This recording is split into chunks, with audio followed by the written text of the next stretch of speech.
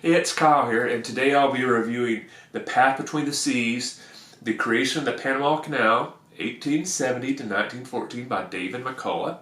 This title clearly states this book is about the creation of the Panama Canal, and I'm sure as also you can guess by the title, it is a nonfiction history book. I really loved it. It was very interesting, very fascinating, and I for sure learned a lot, but at the same time found it a very entertaining read. Being kind of a history nerd, I knew a decent amount about the creation of the Panama Canal. Like I knew the French had attempted to dig the Panama Canal before the Americans finished it. I also knew some of the background about several different sites, like for example Nicaragua was also considered for a canal. That Panama at the time was actually a province of Colombia. The U.S. basically broke off Panama from Colombia to be able to create the canal. So I knew some of the basic stuff, but I didn't really know a whole lot of the details about the French attempt, and I didn't know a whole lot of the details of the U.S. involvement with Colombia and Panama. I just knew the kind of broad stroke type stuff. And I kind of knew the general stuff that like Teddy Roosevelt was very much a driving force behind the American involvement, but I didn't really know anything about the engineers and the other political leaders and military leaders that were heavily involved in the canal. And that's the part of the book I found really fascinating. All the various different personalities that were involved.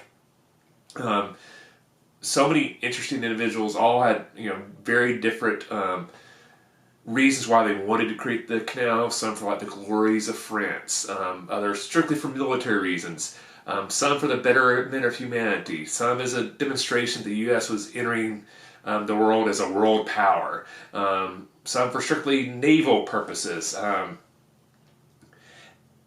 It was just very interesting, all the different individuals that are involved. The first half of the book kind of focuses more on the French effort to create the Panama Canal. And like, so that's where I knew just the general structure. Oh, the French had tried to do this, but I didn't really know a whole lot about it.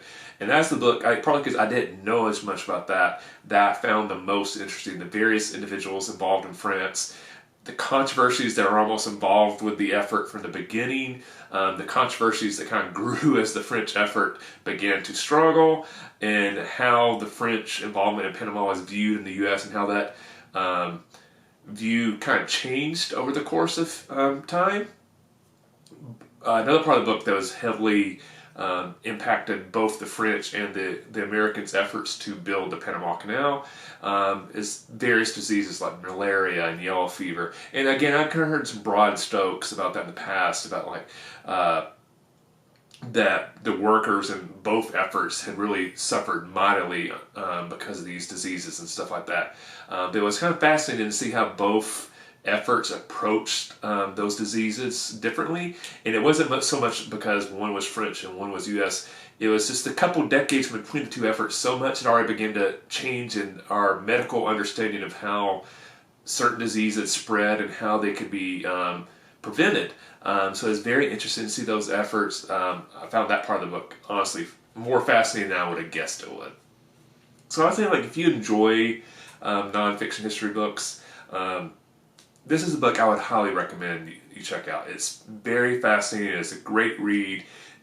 And like I said, not only will you enjoy the book, but after you've read it, you really feel like, oh, I actually think I learned a lot about this. Sometimes with nonfiction books, sometimes if they try to make it too entertaining afterwards, you can like, I don't know if I really learned as much. They kind of kept it too general. This author, David McCullough, did a great job of like really getting down to some very detailed facts at the same time presented in a way that is an entertaining read still. I would say if you're not really into reading history books, I'm not sure if this is a book that'll be for you. Even though it is entertaining, it is not really written in a style of like a nonfiction novel. It's still very much a nonfiction history book, and it reads like a history book. But if you're a history nerd like me, I think you'll really enjoy it. So I definitely would highly recommend this book for all those history nerds out there. The Path Between the Seas by David McCullough.